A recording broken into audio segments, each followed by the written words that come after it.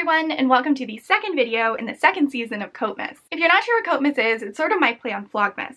But instead of vlogging every day up until Christmas, I make a whole bunch of coats and vlog the process of that and share it with all of you. I did this back in 2018, but I've learned a lot since then, so I want to reattempt it for 2020. And for 2020, I'll be following 3 original vintage sewing patterns from the 1920s through the 1940s. If you missed last week's video, I'll link it down below, but it consisted of me following a 1920s Excella sewing pattern and creating a beautiful green wool coat. Or at least I thought it was beautiful. Some of you seem to think it made me look like Kermit the Frog. But I still really enjoyed the process, and I definitely want to continue on Coatmas, this time by following a vintage 1930s sewing pattern. The pattern in question is Simplicity 1904. It is actually a coat and a skirt pattern, but unfortunately I didn't have time in this video to make the skirt. However, I did vlog the process of making the coat from start to finish. This is a really interesting design for the 1930s. It's almost like a swing coat, which you would more typically see in the 50s. And I absolutely love swing coats because they're so comfortable and so easy to wear, and they fit over even the largest sweaters you have in your wardrobe. This pattern also has some really cool sleeve details that I was sort of nervous but also excited to attempt. Now in the artwork for this pattern, they show a plaid fabric, so I knew I wanted to make mine out of plaid fabric as well, and I ended up picking up this plaid wool Melton from fabric.com. It's got a green base with navy and black stripes on it, and I really like it, though it is so dark that some of the details got lost in the finished coat, which is a bit of a shame. I don't have a whole lot else to say about this project because I feel like the video kind of sums it up, so let's just get into that footage, and I hope you enjoy seeing the process of this coming together. So in this footage, I've just taken out all of the pieces for the pattern and pressed them, and they are now ready to be pinned to my fabric and cut out. Now, unlike the pattern featured in my 1920s Coatmas video, this is more typical for the era, and this is an unprinted pattern. So instead of having things like seam allowance and dart placement marked with markings, they use perforations as a guide for those things. So they can be a little bit more confusing to follow, but I actually prefer them because since there are perforations where you need to mark things, it's much easier to actually mark things. At this point in time, patterns were also sold in a single size, so you didn't have to worry about having multiple lines for where to trim down the tissue to best suit your figure. I also don't know if I mentioned it in the intro, but this pattern was for a 34-inch bust.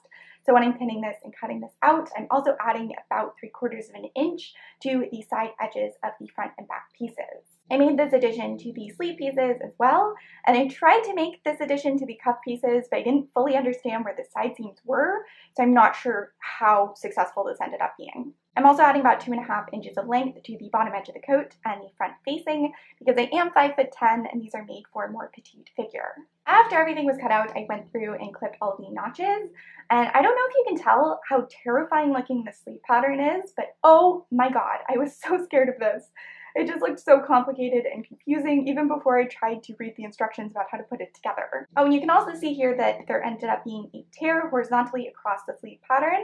So I embraced that and I ended up adding a 1.5-inch addition to make the sleeves a little bit longer and more suited for my noodly arms. But everything else was left pretty much the same. So after everything was cut out and all of the notches were clipped, I was ready to get started and I decided to tackle the scary looking sleeves first. So I'm currently assembling one of the sleeves off camera because I don't fully understand how they go together. So if I make any mistakes, I won't do that on the part I'm not filming. But the next step requires me to start sewing on the cuff, which is piece E, and piece E is going to be lined with hair canvas. You can see the hair canvas as this cross hatching in the image, and it says place canvas E on inside of sleeve and hold with padding stitches. To do this, make long slanted stitches on inside, picking up only a thread of the material of sleeve. Make a buttonhole in between double notches as described in step 1 and 1A. Clip inner corner to O and clip extension to O in upper edge. That's all a bit confusing. I'm going to ignore that for now. I'm going to go ahead and cut out canvas to be a 1/2 inch smaller in every direction because I don't want it to extend into the seam allowances. And then I'm going to start pad stitching it in place, which is what they poorly described there. So I spent, I kid you not, hours last night trying to figure out this pattern. I'm so glad I decided to assemble one of the sleeves off camera because I'm pretty sure I would have thrown this camera across the room if I was trying to document it as I was doing it. So here is the now finished or mostly finished sleeve cuff. It's got a slash here and then it has darts or tucks extending out from them, has another slash here that extends into the side seam, and then this portion has a buttonhole inserted into it and laps over to create a closure.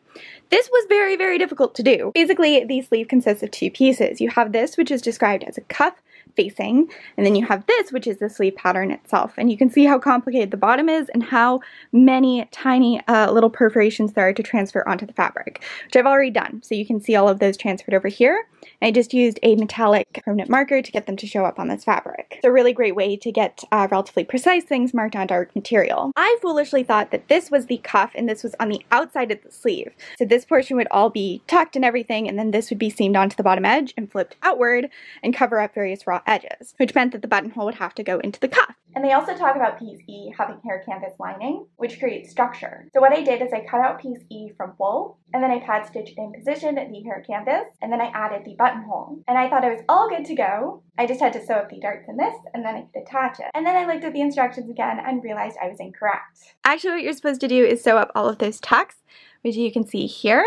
And then you're supposed to trim the seam allowance away from the hair canvas and cut it out using pattern piece E. Except instead of sewing it to a fabric version of piece E, you sew it into the sleeve itself. So it gets sewn along this part. And then the cuff, also known as piece E, is cut from fabric and folded inward to finish the interior of the buttonhole, which is seamed into the sleeve itself.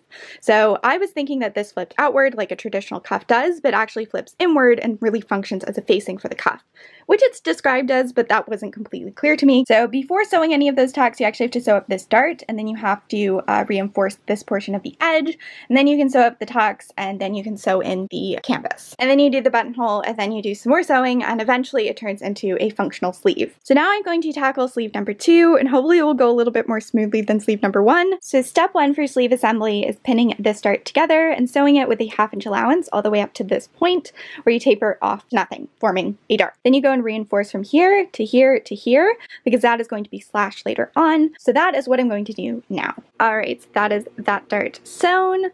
That is what it looks like from the interior. I think they actually wanted you to turn the edges towards the back, but it is easier to press open. And then I have also just reinforced the points where the fabric will be slashed. Now the next step is just going to be clipping to this point and then sewing up all of the tucks just by matching together the various markings. So that is now open, and now I can pin these tucks. And I'll read you out their exact instructions. They say, stitch tuck and sleeve nearest front on inside, matching upper O's and matching lower O's in O in upper edge of slash. Stitch remaining tucks and sleeve matching lines of O's. Turn all tucks towards back and steamer press. I just dropped my camera, so hopefully it's in focus and doesn't sound awful. This is the sleeve so far, so I just went through and sewed all of those tucks and then ironed them so they are facing the back. Now the next step is inserting facing into the back side of the fabric, and this is the facing piece cut from the hair canvas, which it then wants me to baste in place. So I actually had an issue with my pattern where this part was torn away, so I just sort of followed the lines of the pattern, but it's actually supposed to be about 1 inch longer here. So on this side, I just went ahead and pieced in an extra piece, and that's what I'm going to do for this side too. And I'm kind of going to use the facing piece as a guide for how much I have to add. I've just gone through and trimmed off the seam allowance from the cuff facing, and I'm going to line it up so all of the edges are about 1/2 inch away from the edge of the wool layer. And then I can go ahead and start basting it into position. I'm not going to film the pad stitching for this because I filmed it earlier. I didn't do a particularly thorough job here because it's just adding weight to the fabric. It's not offering it a specific shape or support like it would with a rolled lapel. So I'm just doing this pretty roughly and loosely. And as I said, I filmed it when I was doing it on the wrong piece, so I'm not going to film it this time around. But that's what it looks like. And then I just have to do a welted buttonhole.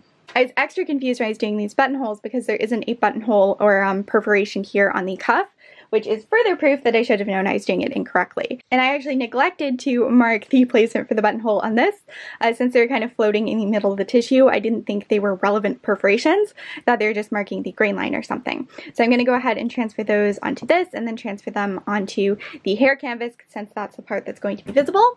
And that will make it nice and easy to sew the buttonhole later on. So the buttonhole is now done. I will go more in depth about that process when I do them for the front of the jacket, but that is what it looks like from the front. This gets sewn to this point, which I guess I could actually do before partially sewing up the seam. Yeah, I'll do that part first. So I'm going to sew from here to here, so I'm kind of sewing it as a dart. The stitching is going to taper off to nothing. And then I'm going to sew up this part of the edge, and then this part is going to be sewn, so this part ends up extending over there. I'll show you what I mean. It'll make sense, I promise. I say even though it barely makes sense to me and I'm the one doing it. Alright, so that dart is now sewn. So that's what it looks like, and it's left free by about 1/2 inch so I can seam the lining into position. So now the next step is just sewing up the lower portion of this side seam, and then I can sew on it the remaining part of the cuff. Alright, so now this is what it looks like from the inside. So the fabric has been clipped at this point, so it bends freely away from the seam. So the next step is flipping it at that point. So the fabric is going at like a 90-degree angle, and then sewing it from here to here with a 1/2 inch allowance, just following that edge of the interfacing, or the inner lining rather. And then this part is going to hang free and lap underneath the portion that has the buttonhole in it, so I can mount the button onto that, and also it will keep my wrist nice and warm since there won't be a gap between the two layers of fabric. They'll overlap instead. So here's my finished cuff before being lined. We have the buttonhole, we have the pleats inserted into this dart, we have these two pieces that meet at the underarm seam, and this laps under and this laps over. And then this is what it looks like at the back. So we have that underarm seam for the sleeve that connects into this dart. So you have this interesting pieced effect. And notching the fabric at this point is what allows us to get that really sharp line. So that is one sleeve done. The other one is over here. I definitely did it better the second time around, so I'm ecstatic that that's the one I ended up filming. And I feel like, I don't want to jinx it, but I definitely feel like this is the most difficult part of the project. So hopefully it will be smooth sailing from here on out. I'm going to read through the instructions and figure out which part I want to tackle next.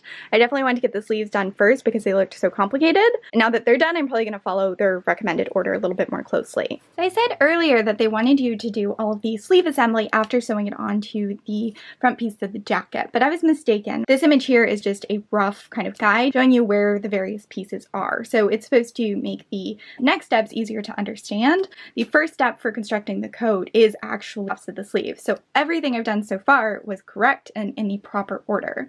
So they actually wanted me to sew up the entire side seam of the sleeve before attaching it to the coat. So off camera, I've gone ahead and done that, and then I've just lined the cuffs. So you can see the various cuff aligning steps here. You cut out piece E, the same pattern used for the canvas inner lining, except this time you don't trim away the seam allowances. Then with the right side facing each other, you sew them together, you clip into the corners so you can turn it inward smoothly, and then you create a opening for the buttonholes. I also went ahead and just by hand top stitched around the edges so it looks a bit sharper. They do want you to turn this top edge inward and whip stitch it to the sleeve, but I'm going to wait to do that until after I've lined the coat because that is something that I'm planning on doing. So it's not something I'm particularly looking forward to. All of these steps were tricky enough using a thick wool. They're going to be absolutely miserable with the slippery lining, but I will deal with that when I come to it. So the next step is joining the shoulder dart seam, and then steaming or pressing it open, and then joining the center back seam of the yoke. So I'm going to go ahead and sew the darts at the top of the shoulders, press those, and then sew up the back seam of the yoke pieces. Alright, so I just went ahead and sewed the darts into the front panels. I also sewed the yoke piece together at the center back seam, and then I pressed that open. I will have to clip into the corners of that prior to sewing it on, but the next step is actually sewing up the side seams of the front and back jacket pieces. So that's what I'm going to do now. Really hard to tell with how I have it laid out, but I went ahead and sewed up the side seams of the front and back pieces, and then I just pressed the seam allowance open as they suggested. So the next step is seaming the yoke on, which will hopefully go relatively smoothly. I have all of the notches to line up. Before I start pinning, I actually have to clip into these angles at an angle by a 1/2 inch, so then the fabric can pivot at that point, and I can get nice sharp seams around these corners. Also, I was originally pretty worried about trying to get the sleeve lined up after I had sewn up the side seam, but it looks like it's going to go together pretty well. I'm not nearly as nervous about that as I was a few minutes ago, which is good. Even though I usually set sleeves after I've sewn up the side seam, it's never something that I really look forward to doing. Actually, I never look forward to anything to do with sleeves, ever. Even finishing them, because finishing them is just one step closer to potentially having them not fit, which is terrifying. So it doesn't look like much just yet, but I finished sewing on the yoke. So you can see how there is right angle, 90-degree angle seam there, and then the underarm seam lines up with the side seam of the jacket. And then at the back, once again, you have those angular seams. And then the center back seam aligns with the center back of the coat. I tried it on and it looks like it fits relatively well, though it's a great deal looser than I was expecting. And it says the next step is placing canvas H on inside of coat and hold with padding stitches. So that is what I'm going to do. I actually already have that cut out over here, and I've trimmed away the seam allowance from it, so it is a 1/2 inch smaller than the pattern it was originally cut from. So I'm going to place it so it's a 1/2 inch away from each edge, and then I'm just going to pad stitch the entire panel down. They actually take the tailoring one step further here, and after you make the buttonholes, they want you to place the edge of straight tape 1/2 inch from front edge and neck edges, catch stitching it in place, which is something you usually do to get edges nice and sharp when you're making collars or lapels. And if we go into my very messy notion and ribbon drawer, I actually have some of that right here that I purchased from Bias Bespoke that I can use. But first I have to get the canvas pad stitched in place. So over here I have the collar, one of the layers of which has been lined with canvas that has been pad stitched to the fabric. Then over here I have the jacket, which has canvas pad stitched to the fronts. I've also cross-stitched tape around the edges. It's a cotton fabric tape, and that way once I sew across that edge and turn it right side out, the edge will just look a little bit sharper. And all of this was instructed in the instructions. But before moving on to actually attaching the collar, I have to sew buttonholes into the jacket. So this jacket has bound buttonholes. I think I was calling them something else earlier, but I was very tired.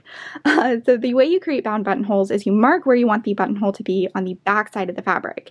Then you want to pin a piece of material that is larger by like at least an inch in each direction than the buttonhole you're trying to create. You're going to place that fabric so the right side is facing the right side of the jacket. Then you're just going to sew around the marks you've indicated, and then you're going to cut across the place where you want the buttonhole to be. You're going to turn that fabric inward so the raw edges are hidden, and then you're going to lap the fabric over the seam allowance and press it to create something that looks attractive. And I'll show you the various steps in a bit more detail as we go, but I've already marked my buttonholes, so the next step, as I said, is just going to be pinning the fabric squares underneath them with the right sides facing each other. It's amazing how much lighter this fabric shows up on camera. In person it almost looks black, but I guess it's good because it means it's easier to see the stitching. Anyway, I just went ahead and sewed around the markings on the wrong side of the fabric to secure this piece of fabric in place. And now I'm going to cut across the lines. I'm going to cut straight across the center line where I want the buttonhole to be positioned, and then I'm going to notch the material into the corners. I just want there to be a sharp defined corner there. You can only really achieve that by clipping very close to the stitching. So that is what I'm going to do, and then I'm going to take this over to my iron. Alright, so here is one of my freshly clipped buttonholes. So that's what it looks like from the exterior. And now the fabric's showing up much more true to color in this lighting. So you're just going to bring it to the inside of the fabric, or inside of the coat rather, and then pull quite sharply on the sides. And instead of pressing it like this, what you're actually going to do is fold the fabric over and then fold the seam allowance down, like so, and then you're going to wrap the fabric over the seam allowance, and then you're going to press it. Kind of tricky, but it will turn out better if you can do them both at the same time, both sides. And then that is what it should look like from the outside. And I didn't do a perfect job clipping this, so there is a little bit of folding right here, but I think it's good enough. And up here you can see the other ones that I've already done, and now there's just one more left to do. So these are the instructions I've followed so far today. It says place canvas H on inside of coat and hold with padding stitches. Did that. Make buttonholes between OOs and right front yoke and coat as described as numbers 1 and 1A. Did that. Place one edge of straight tape ½ an inch from front edge and neck edges and catch stitch in position. Did that too. Place canvas on inside of facing for K, which is the collar, and hold with padding stitches. So we did that. Join facing for K to neck edge of D. Clip and crease seam open, steam, or press. So I just did that and I'll show you it in a minute. And then it says, if lined, turn an unnotched edge of L and stitch. If unlined, turn an unnotched edge of H and L and stitch. Join L to H, seam or press seam open. Join outer sections of collar to neck edge of facing. Clip, seam, and press or seam open. So basically all of those pieces are the facing, the back facing, the back neck facing, and the collar. Here you can see the facing pieces. So I sewed them together at the shoulder and then I turned the outer edge inward and sewed it down. It told me not to do that if I was lining the coat, but that's just my personal preference. And then I seamed the collar onto this and I pressed the seam allowance open. Now I had to gather the facing a little bit to fit the collar on there. I don't know if I mentioned it earlier, but I ended up having to redraft the collar for this pattern because it was not included. So I don't know if that was a mistake I made when drafting it. I just drafted it to be too small, or if I just forgot to add a ½ inch to the center back of the collar like I did when cutting out the rest of the coat and the facing pieces. So I had the same issue when I was seaming the collar onto the coat. It's just a little bit less pronounced because I tried to press the majority of the bulk out. So now the collar facing is sewn onto the coat. Now the facing and the collar pieces are assembled as well. So I'm going to line these pieces up with the right sides facing each other and then seam them together around the perimeter of the collar as well as down the front edge. Or at least I think think that's what I'm doing. I think that's what's going to tell me to do, but I haven't actually read that far yet. We're officially at this section now on step 38. It says place facing in outer section of K on outside of coat with right sides together. Stitch upper and front edges. Clip seam at curves and corners. So just as I suspected, basically wants me to sew the layers together with the right sides facing each other and then turn it right side out after clipping the corners so everything looks nice and sharp. So it is now the next morning, and like I said, I ended up pinning at the layers so the edges were even and the right sides were facing each other. Then I sewed around all of the edges with a 1/2 inch allowance. I clipped the corners and I turned the pieces right side out. Once that was done, I thoroughly pressed it, and then I actually went through and just by hand stitched around the edges. So for the collar, I stitched about a 1/4 inch away from the edge, and then for the front and hem, I stitched about a 1/2 inch away from the edge. And speaking of the hem, I don't know if I showed it, but their method for finishing the hem involved binding the top edge with straight tape and then stitching both edges of that straight tape down.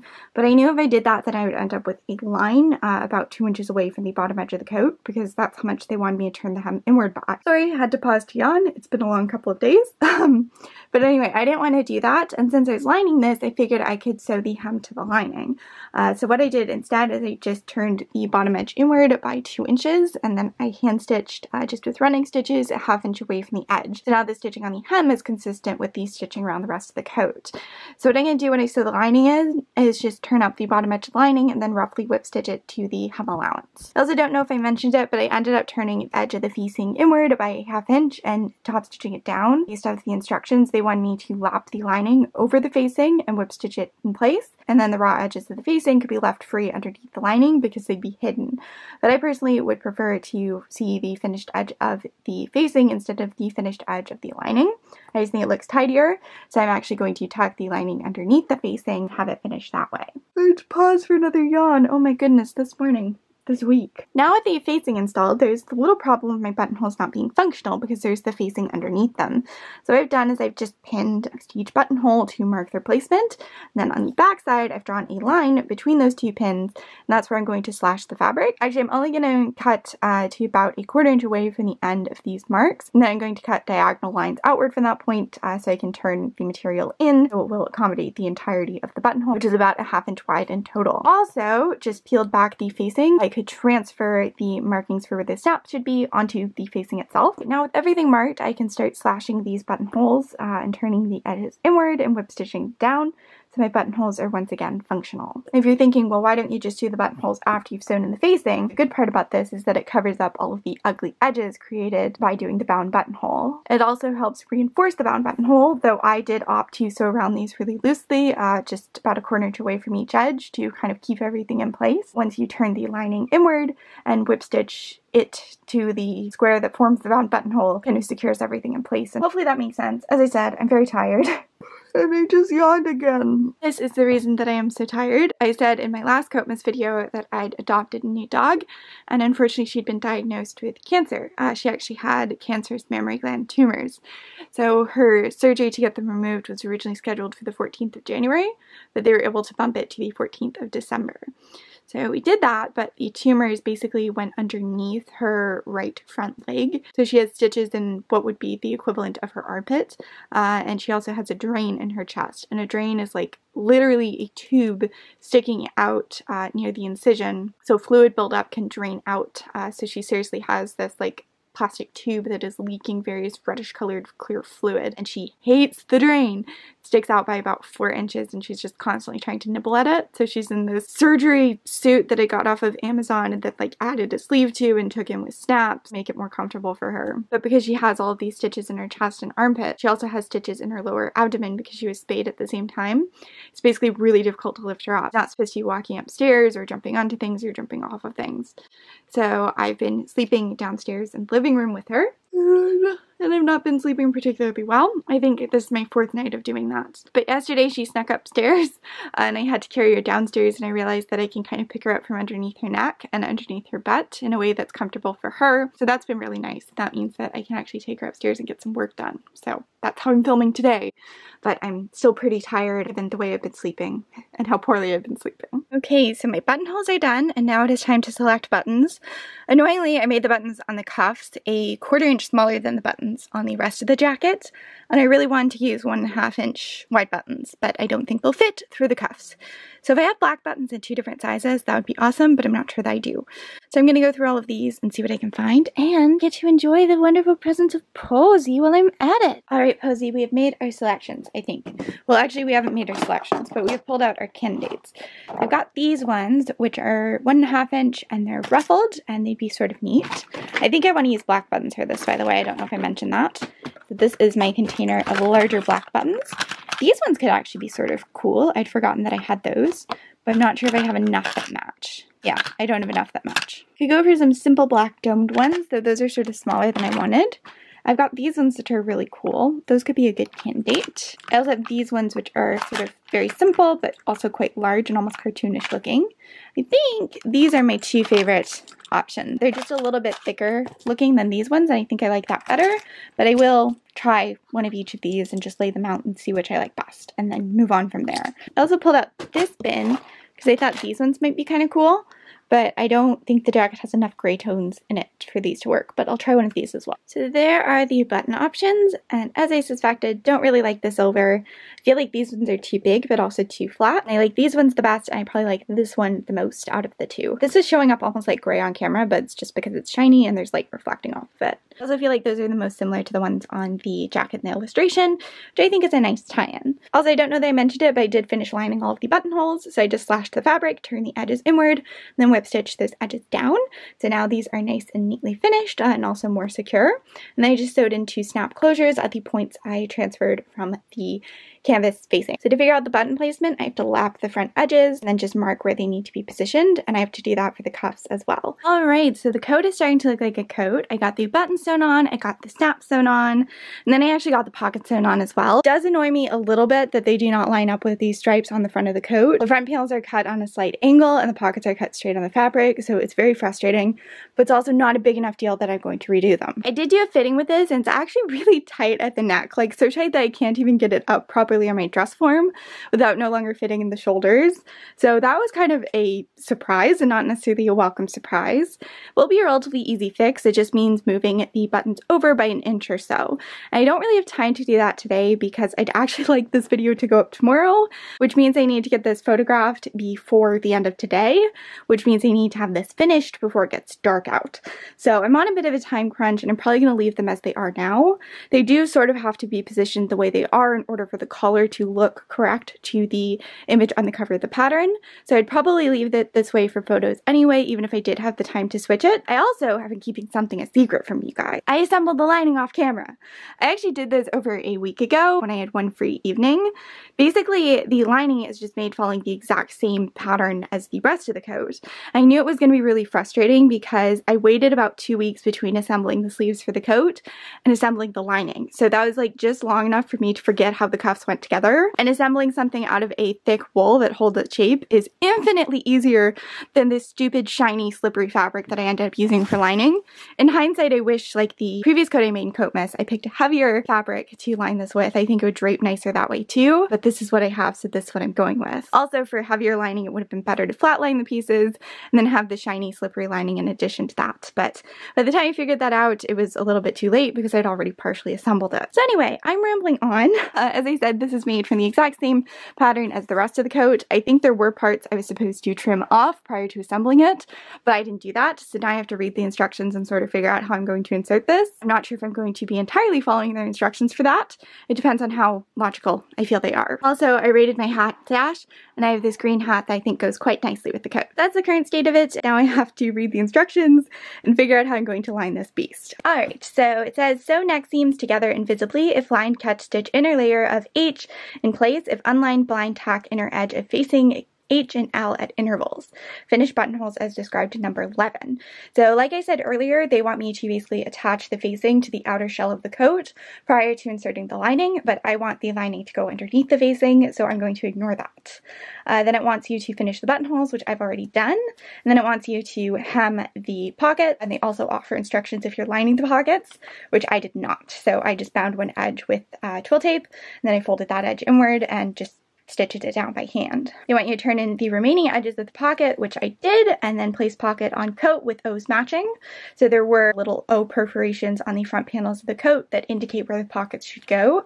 So I'd already transferred those onto the back side of the fabric, so it was really easy to just bring those markings to the front and position the pockets as they wanted me to. Then they just say top stitch in position, which I did. So now we are on to this paragraph about lining, which I haven't read yet, so we can read it through together and experience it together, which sounds very romantic, even though it's not. But if you're in quarantine, as you should be, then perhaps you haven't been getting a lot of romance recently, so maybe you'll feel that way. Who knows? You do you. It says, join lining like coat, making a soft pleat in F near V. Place lining and coat matching seams. Sew seams together with invisible loose stitches. Turn under front and lower edges 1/2 inch and baste. Turn up lower edge 1 inch and blind hem. Slip stitch front edge of lining to H. Place lower edge 1 inch above the lower edge of coat and tack at intervals with French tack.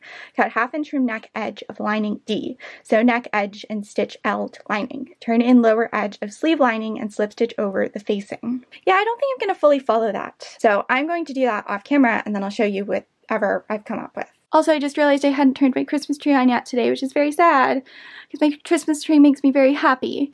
I did film a video or a clip of decorating it, which was supposed to be part of a vlog, but I don't know if that vlog is actually going to make it up, especially not before Christmas. But look at how pretty it is. It's got tinsel and pink and blue baubles on it, and I call it my mythical creature tree because it's got lots of unicorns on it, but it also has dinosaurs on it. But I promise I know that dinosaurs really existed, and I don't think they're mythical. I just feel like that's a catchier name for the tree than prehistoric and mythical creatures. I also have tinsel garlands up in the same colors as my sewing room around the window and around the closet door, and the pom-pom garlands I have up were for Christmas from Michael's last year, but I keep them up year round because I just think they're cute. And I also have Christmas lights running around the doorways of my sewing room, but a lot of them burnt out or stopped working, so I don't keep them turned on very much. The only ones I keep turned on consistently are the ones around my mirror, which have miraculously stayed lit up. And I have tinsel around the mirror too, and also around that bookcase, and everything's really messy in here right now, but let's ignore that and just talk about the glorious tinsel. Speaking of glorious and holiday things, Tokidoki Christmas unicorns came out again this year, and I've ordered, I think, 4 of them. I didn't order the entire set, I just ordered my favorites, so those will be added to the shelving unit soon. And if you missed the video about making this shelving unit in my unicorn collection, then you should go watch it, because I'm very proud of it.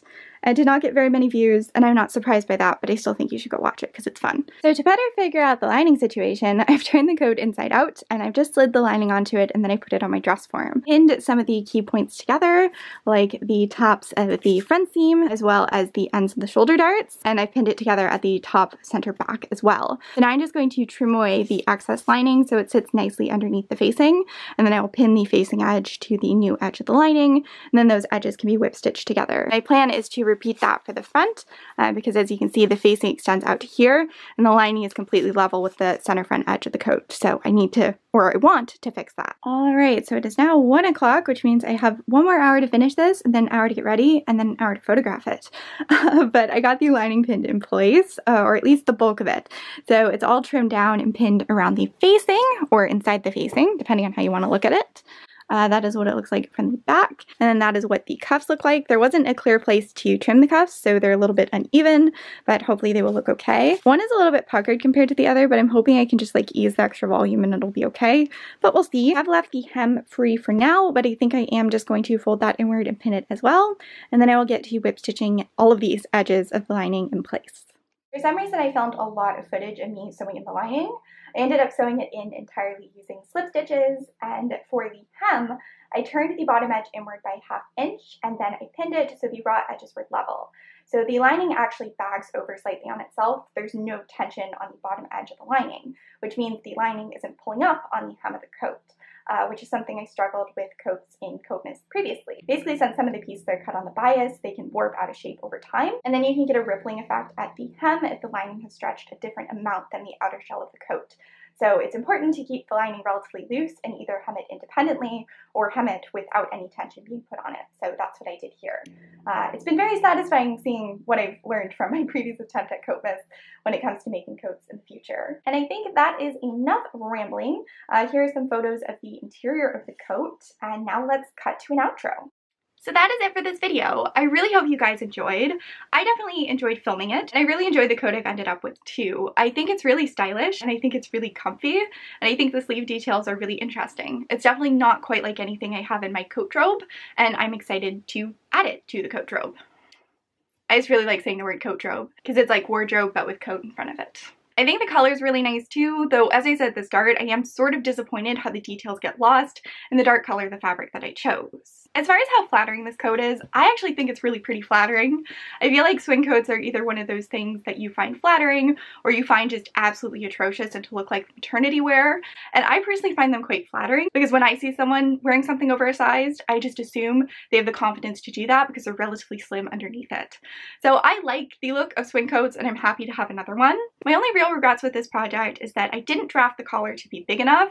It really doesn't look like the collar in the pattern. I don't know if I mentioned this earlier on, but I ended up having to redraft the collar from the diagram on the back of the pattern. So I think I did that incorrectly and it just doesn't quite have the shape that you see on the illustration. And it was also slightly too small, so I ended up having to gather the back of the coat slightly to get it to fit, which isn't a big deal, but also isn't ideal. My other regret is that I didn't flatline the piece of this coat, though I do really like the drape it has, and I think it's more flattering because it is relatively thin. I think it would be a much more practical and a much warmer coat if I had gone the extra mile and flatlined it with a flannel or a fleece or something just to make it a bit cozier. But overall, I really like this coat, despite the issues I ran into, especially with those sleeves. I think it turned out relatively well. I hope you guys enjoyed this video as well, and that you'll subscribe and stay tuned for Coatmas. I also, much like with the 1920s coat I made, purchased patterns to make a matching or coordinating ensemble to go underneath this coat. I just didn't get around to it this month, and I probably won't get around to it this year, but that should be a video coming in 2021. So if you're interested in that, then that's another good reason to subscribe. Before I go, I do just want to give a huge shout out and thank you to all of my wonderful patrons, including a special shout out to my top tier patrons, who are Cass, Tracy Smith, Courtney F., Sharon Wickham, Mo Quintana, Sharon Cyrus, Emma Hargrave, and Jordan Carpenter. Your support really does mean the world to me. I can't even really put it into words. I appreciate it so much, and that you guys allow me to do something that I love. And all of the credits on screen are for my $10 and up patrons. These are actually the credits from a month I will insert the name of here, because I'm a little bit behind in terms of filming these. I'm a little bit behind in terms of everything these days, but I really appreciate you guys sticking with me and supporting me and staying tuned. It really does just mean a lot. I hope to see all of you very soon. And now, this little angel and I are going to go to the vet and get a drain removed.